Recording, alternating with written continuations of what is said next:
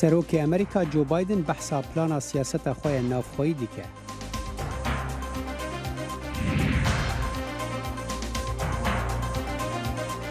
کوردên Sûriye bîrûbûçûnên xwe li dor kombûnên Cinêveyên Komîta Destûrî derdibir.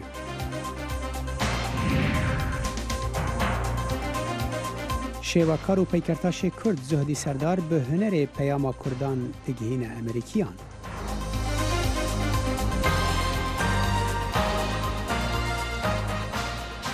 Ji dengê Amerîka li Washingtona paytextê silav û rêzên min Salih Demî Cerj bo we bînerên hêja di bernamaya Kurd Connection îro înê 22 Cotmehê de. Li me şewa cayên dîlan îdemetan xweş. Joe Biden serokê Amerîka şewî pênşema paş beşdarîkirdin li pirsyar olamekî televîzyonî CNN da li holê şarî Baltimore li eyaleti Maryland gerayewe koşkî spî.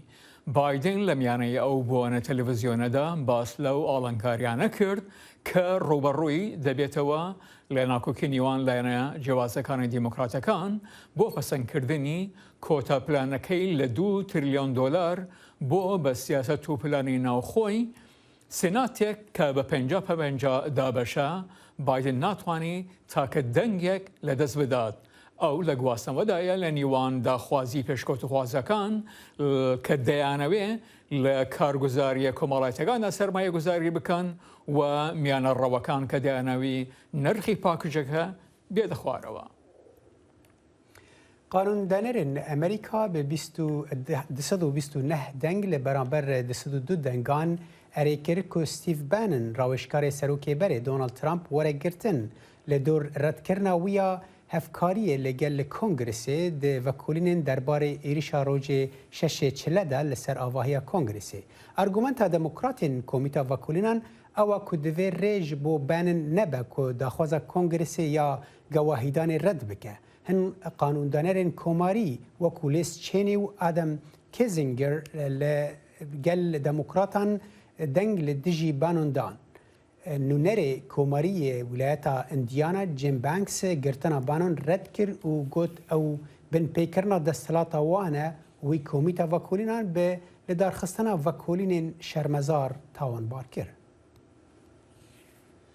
Bi pê rapirsiyekî welatiyan li nêzîkî 50 welata pesendkirdinê serkirdayetî Amerîka li seranserê cîhan li mawê yekemîn 6 mangî tirmî serok Joe Biden li çûna serwe daye. Paş tûmarkiraweyekî nizm li demê berêberiyetî salî rabirdûyê serok Donald Trump pasî vîza kuaswara serokî bîroyê koşkî spî dengê Amerîka em raporteyî amade kirdiwe. تێکدا جۆ بایدن لە چەند هەفتەی ڕابردوودا لە ناوخۆی ئەمریکا ڕوبەڕووی پلەبەندی نزمی ڕەزامەندی بوویەوە بەڵام بە پێچەوانەوە سەرۆکی ئەمریکا لە ئاستی جیهاندا پلەی بەرز بووەتەوە بە پێی راپۆرتێکی نوێی گاڵۆب ڕێژەی ڕەزامەندی لە سەرۆکی ئەمریکا لە سەداسی لە ساڵی 2020 بەرز بووەتەوە بۆ 49% لە مانگی هەشتی ساڵی 2021دا بەرزبوونەوەکە تا ڕادەیەک بەهۆی هاوکاریە سەر لە نوێکانی ئەمریکایە لەگەڵ جیهاندا. تەنانەت لە چەند کاتژمێری یەکەمی بەڕێوەبەراتی بایدندا بایدن دووبارە گەڕایەوە ناو ڕێککەوتنی پاریس و هەروەها بڕیاری ترامپ بۆ کشانەوەی ئەمریکا لە ڕێکخراوی تەندروستی جیهانی هەڵوەشاندەوە. من پێم وایە ئەو هەنگاوانە بەڕاستی پێشاندەری ئەو هیوایە بوون کە زۆرێک لە هاوپەیمانەکان بە دوایدا دەگەڕان. ڕێژەی ڕەزامەندی 49% لە بایدن هاوچەشنی تۆماری باراک ئۆباما بوو لە یەکەم ساڵی سەرۆکایەتیەکەیدا لە ساڵی 2009 و نزمترین تۆماریش 30% بوو لە ژێر بەڕێوەبەرەتی دانۆڵد ترامپ کە لەوانەیە بەهۆی ڕێبازەکەیەوە بێت لە سیاسەتی دەرەوەدا. ئێمە بەڕاستی و لە کۆتاییدا ئەمریکا دەخینە پێش هەموو شتێک.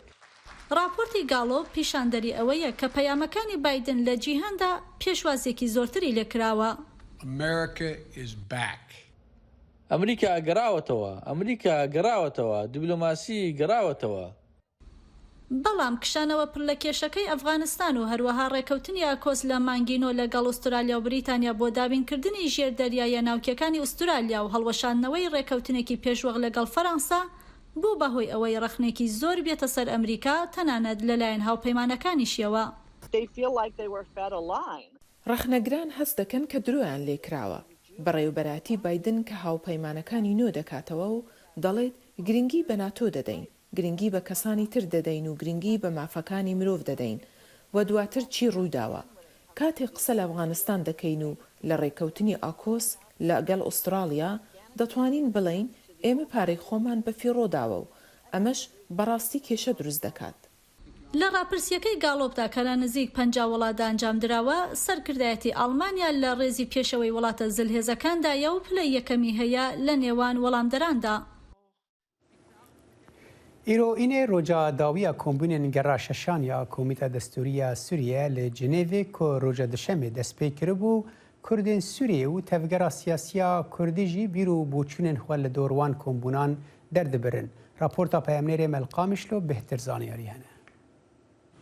گەڕاشەشان ji danûstandinên Cinêvê yên girêdayî nivîsandina destûra Sûriya ya Perşeroj roja 18 mehê dest pê kirbû. Encûmana Niştimaniya Kurdî li Sûriyê enekese got beşeke ji rêkberiya Sûrî û endamên wê di komîteya danûstandinan de a rêkberiyê de dibêje got ew bêhêvî ye. Ji ber wê jî min nebawere tiştek encam jê derkeve û rewşa yanî nûnerê Kurda di vê şandê de pir zehmet e gokarî bê tiştekî bistixî di vê qonaxê de ye. بسرقو أفدان وستاندن يعني تأنجام جي درناكبن وأفجي إدارة الأزمة تاني إدارة الأزمة لالیەکیدن نونەرێ نەتەوێن یەکبووی بۆ سووریە گێر بەدرسۆن بگەشببینی ڕاگەهاند گۆ جارا یەکەیە هەردوو سەرۆکی حکوومەتێ و ئۆپسیۆنێ یەن کۆمیتەیە دەستوری ڕوبڕوو جویان هەروەها سەرۆکی کۆمیتەیە ڕێکبەریا سووری هادی ئەلبەحرا لە داخوایانەیەکە خۆدە دیار کردبوو گۆ ji ئەنجامên ڕونشتنا ڕۆژا دشەمێ لە هەفکردن لەسەر دوو خاڵان هاتیەکردن سەروەریا دەولەتێ و سەروەریا یاسایی Civaka saziyên sivîl li Bakur Rojhilatê Sûrî rexneyan li wan danûstandinan dikin. Yani destûra Sûriya nihatê bi kar anîn nelgor yani qrîza got di vê merhelê de derbas dibe ji ber mafê kêm netewa ji aliyê erqî de bi an ji aliyê olî de bi an ji aliyê يعني قوميات دبه مراعاة أبد تيد نايكرن لا آليەکیدن کۆلana Kurdên Sûriyê bawere got nûnertiya Kurdan diwan danûstandinan de lawaz e û metirsî ser mafê Kurdan heye got were paşguhxistin di destûra pêşeroja Sûriyê de. Di Sûriyê de beledkî pir netewê, pir olê, pir mezhebê, girêdana dewletê di her derê û wehadî عالی کیوی بنتوا کیوی یا بده اولا کیوی و یا یکیتیان اجتماعی جهدو دخه. لگوری مافناسان گو پاشگوخستنا کردان و مافی وان به تایبتی دور ناسنامه ولات و شر جاره کدن سوریه گر بکه. و دیسا آلو زیاده سوری ده و دیسا گر ببی و جاره سری گونه سیاسی بی گفتو گونه کرن بی و دیالوگ بی ناچی سری. وی گرتر ببی وی گشتر ببی وی اف آلوزی بردامتر بکی وی گلک کشتن وی خوین رجاندن چه ببی کمیته دستور سوریه سال 2019 هات آوا کرن و 5 جاران جویانه اف جارا ششایه لگوری چافدیران هیان هاتو گاوه که بر بچاف درباره چاره سیاسی یا دجر بریارا ناونتوایی 2254 دل سوریه نهاتیه بجراندن کلانا کردین سوریه هست دکه گو او جو پروژه سیاسی یا سوریا پیش روش دینه دورخستن زانا عمر دنگ امریکا قامشلو نێنەرانی حکوومەتی سووریا ئۆپۆزیسیۆن و هەروەها کۆمەڵگای سڤیل لە ڕۆژی دووشەممە لە ژنێڤ دەست بە خولی شەشمی کۆمیتەی دەستوریان کرد و ئەمڕۆژ بریارە کۆتایی پێبێت. نوێنەرێتەوە یەکگرتوەکان هەر لە سەرەتاوە خۆشحاڵی خۆی دەربڕی بەڵام چاودێران دەڵێن ئەم خولێش وەکو ئەوانەی تر بێبەرهەمە. بۆ تاوتێکردنی ئەم ژارە ڕۆژەمەوان موسایلۆ ڕاستەخۆ لە ڕێگای سکایپەوە لە مۆسکۆوە لەگەڵماندایە. کاکە موسا خۆشاتن ji بۆ پشکا کوردی دەنگی ئەمریکا ji بۆ vî konferans hîviya çavdîran zêde nîne hûn çawarî denêrin.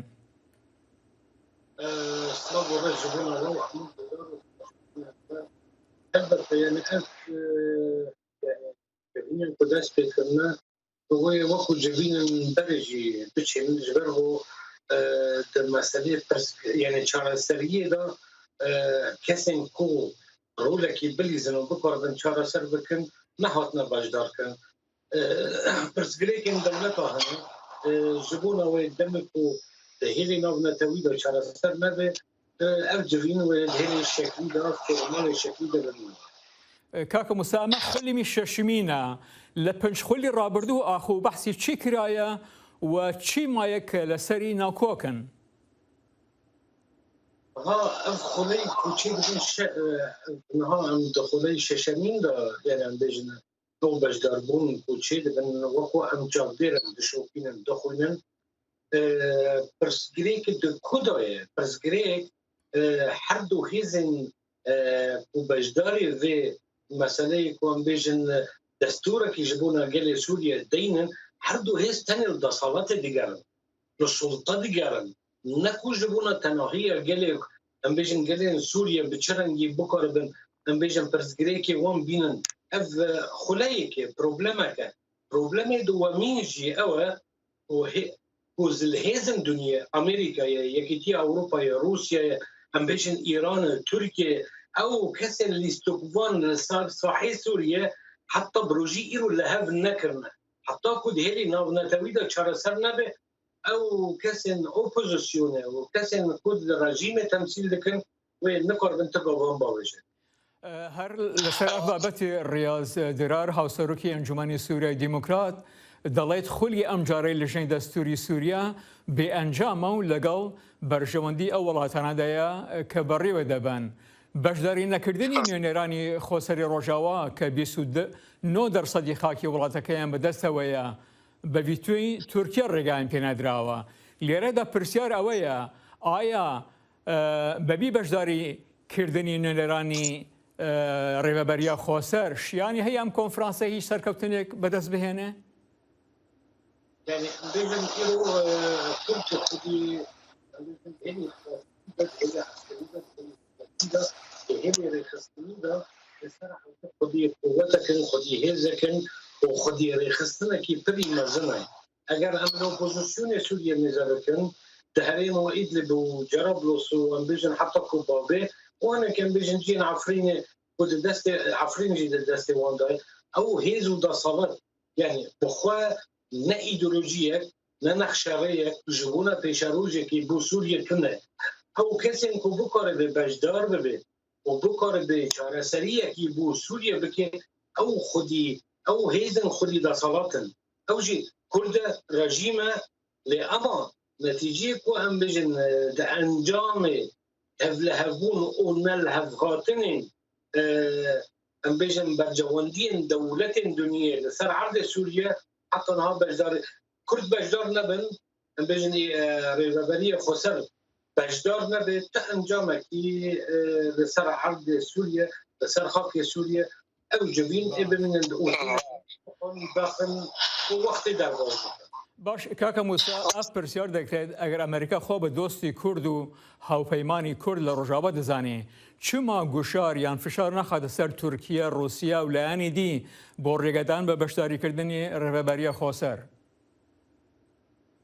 ئەمریکا دەترێت کورد دۆستێوی بێ ئەمریکا لە بەرجەوەندیە و خۆ دەگەڕێ یعنی ئەم بێژن ئەگەر ئێرۆ ئەم بێژن بایدن هاتی بەریوێ ترامپ و ترامپ جي درد كات دغو ام تجاريه قبل ناقل درو شبكه دام بيجن بريار خوغر سليكانيه وام بيجن تر جراسبي حمو هاتنا ام بيجن الدس داين دعفرين دا امريكا و افنجيه شبكيه ما ورئيس تركيا وذاك برجوانديه يعني ام بيجن جبو امريكا دروجلات نافين دا انتشتن هلا كو تركيا وكو دصالتك وكو قوتك وكو بيجن هيزكي خود إسلامي ده تركيا ده بقرا حطاكم حدود سيناء يعني أنا بيجن تفاي آسيا نافين قرغيزيا أوزبكستان قزاقستان أف دولتين كوب تركيا ودكم بروجين أمريكا جبو روسيا بروجين أمريكا جبو سيناء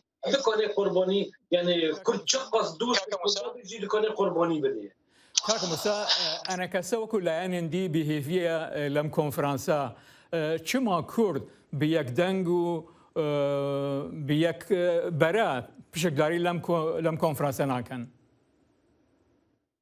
بروبلم او كرد جي يعني باش نديرو نداقر مروف راستيك اللي بنرا يعني يرو برجوانديك حمو كسن حمو دولة الدنيا لأمريكا بنرد شو بارتي جمهوري دبي شيء ديمقراط دبي لروسيا دبي يكيتيا روسيا دبي كومونيست دبي إديتر دبي لحمو دولة الدنيا بارتين هنا اللي أما دم كتب برجواندين نتوي حمو برزجريك ياخد من آليكي ودكبنا باراستني برجواندين مساعلور جمبان كالموسكو لغالمابو جالك سباس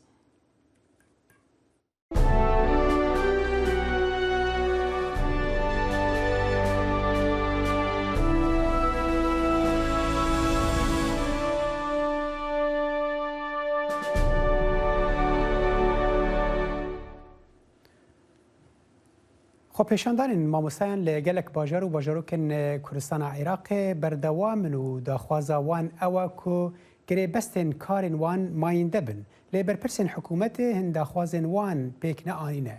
Peyamnêrê me li Kerkûkê behsa vê yekê dike.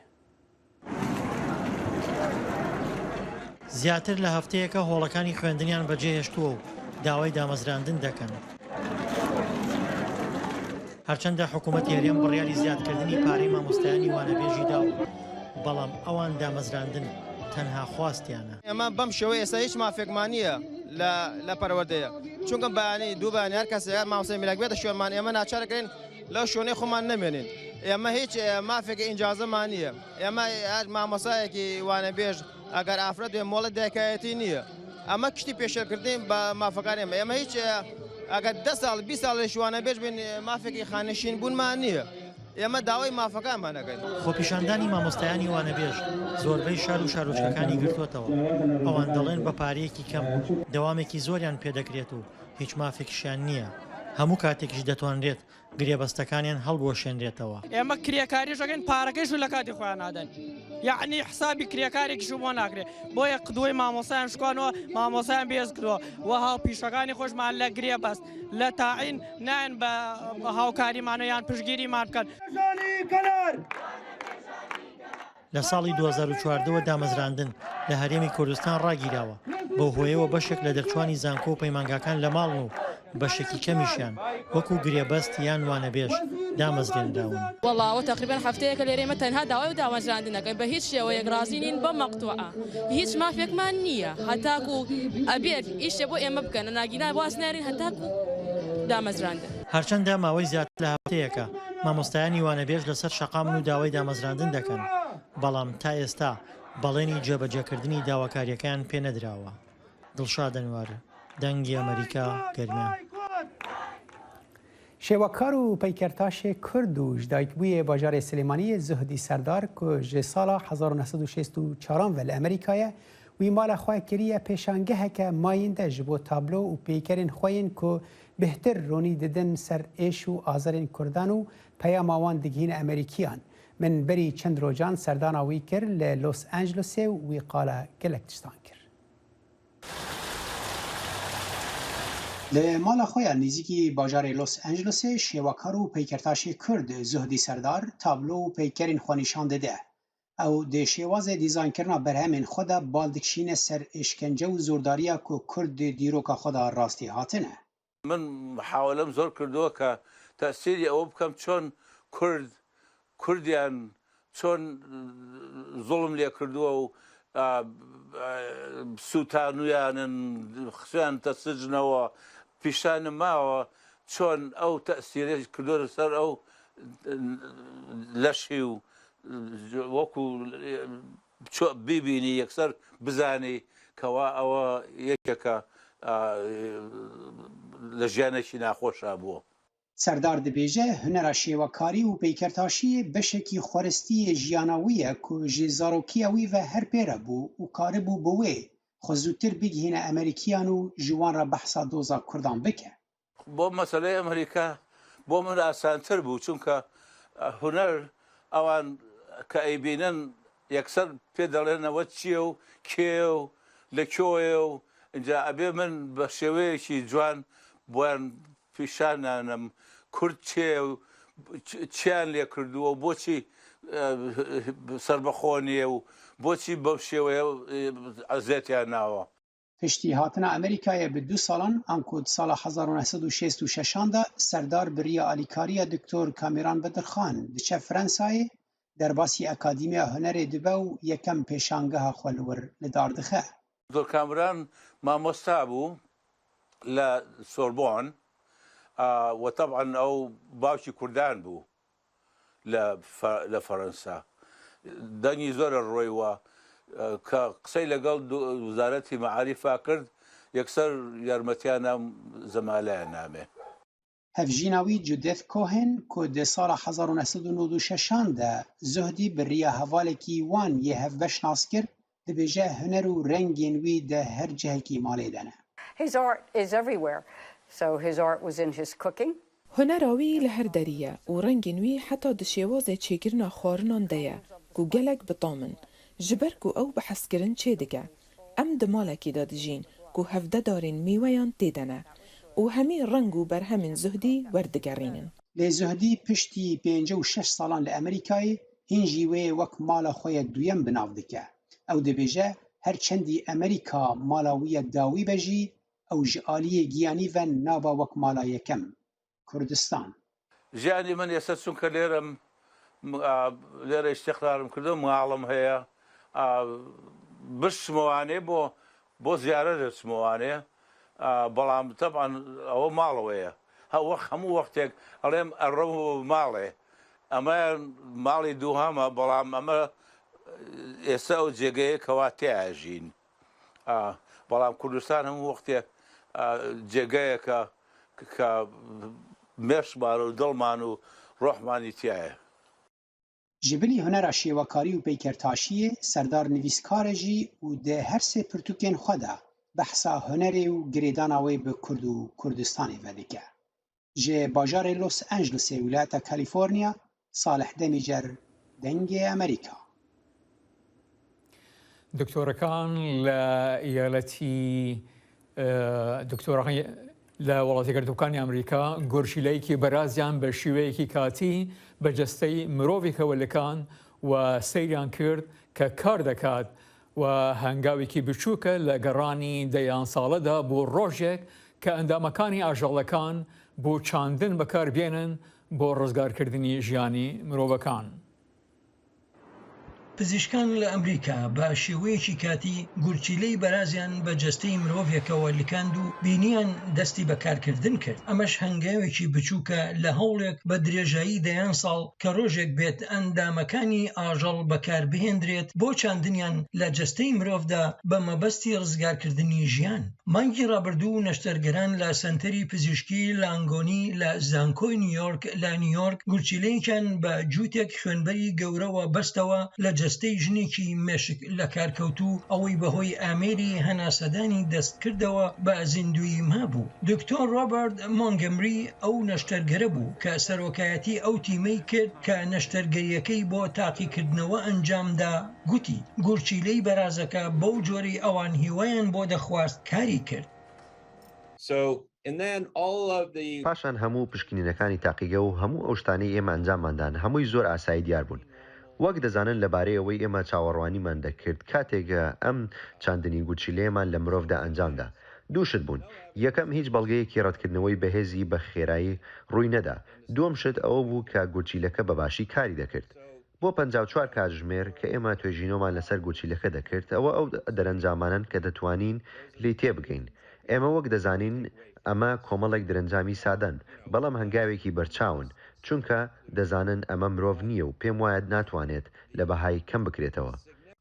لێکۆڵەرەوان بۆ دەیان ساڵە کاریان کردووە لەسەر شیانی بەکارهێنانی ئەندامەکانی جەستەی ئاژەڵ بۆ چاندنیان لە لەشی مرۆڤدا بەڵام دووچاری کۆسب بوونەتەوە بەهۆی ئەوەی کە ئایا چۆن ڕێگری بکەن لە ڕەتکردنەوەی دەست بەجێی لەلایەن جەستەی مرۆڤەوە. تیمەکەی دکتۆر مۆنگەمری بە تیۆری وایەندانا بوو کە لابردنی جیناتی بەراز بۆ بەدەستهێنانی کاربۆهایدریت ئەوەی دەبێت تەمایی ڕەتکردنەوەکە کە مۆلیکیولێکی شەکرە و پێی دەگوترێت ئەلفاگاڵ ئەوە ڕێگری لە کێشەی ڕەتکردنەوەکە بکات. دکتۆر مۆنگەمری کە خۆی دڵی بۆ چێندراوە گوتی دەبێت چاندنی گورچیلە بۆ تاقیکردنەوە لەلایەن زانکۆی نیویۆرکەوە ڕێگە خۆش بکات بۆ تاقیکردنەوە لەسەر ئەو نەخۆشانەی کە گورچیلەکانیان لە قۆناغی لە کارکەوتندایە. گوتیشی ڕەنگە بەرجەستەبوونی ئەوەش لە 1 یان 2 ساڵی داهاتوودا بێت. دەشێت ئەو تاقیکردنەوە ئەزمونیانە پشکنینی ئەو شێوازە بکات وەک چارەسەرێکی کورتخایاند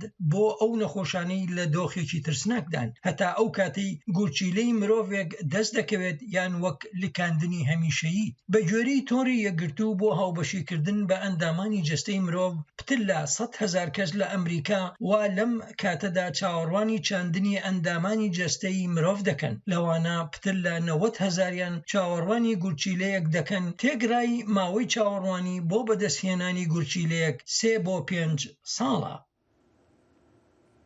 لە باژارێ لاس ڤێگاسێ کۆمپانیەکە نو دەست بە دابینکردنا ئۆتۆمبیلên بێ شێفێرکریە ji بۆ خەلکێ ji cihekî bigihînin cihekî din. Çawa vê raportê temaşe.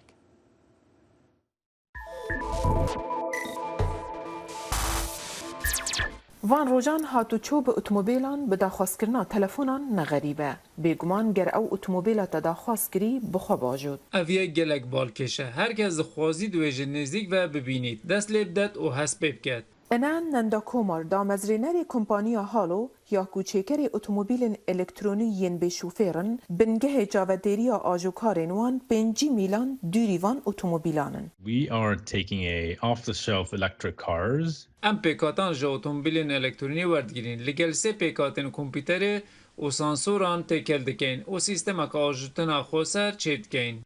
Drive the vehicle remotely. Beşê herê giringiyê vê otomobîlê kamîren e ku 360 derece dîtinê diyar dikit. Ev xizmetguzariye li ser hêla T-Mobile û interneta 5G şol dikit. Ji bo min ev xaleka senej rakêşe ku em dikarîn hêza bikarînana 5G nîşan bideyin. Dema ev otomobîle amade bin û şofêr biçine pişt fermanî, ev e pêngaveka biçûk beref paşa rojê ye ku otomobîlên xweser pitir bibin. Nanda Komar dibêje heta niha tevlîheviya mirov û teknolojiya xwe ajotinê li ser avakirina baweriya bikirane. Vala heyeka mezin ya baweriya civakê heye li ser tiştên ku îro têne holê sebaret teknolojiya hatûçoyê. Ka dê paşerojî de çilê bin. Ka hemî otomobîl xweser bin yan ne? Ji bo me da ku em wê baweriyê çê bikên pêdiviye em ji cihekê dest pê bikein. Kêşeyeka dinya vê xizmetguzariyê heye, ew jî parkkirin e. Dema karê te temam bû ji otomobîlê derkeve û dergehê wê bigire. Em dê bo te ajoyn. Vê carê nerûniştina li cihê ajokarî dibe ku tiştekî balkêş û baş be. Li vir rekordkirinin bedawî hat tar careke din her şat. Bimêne xweş.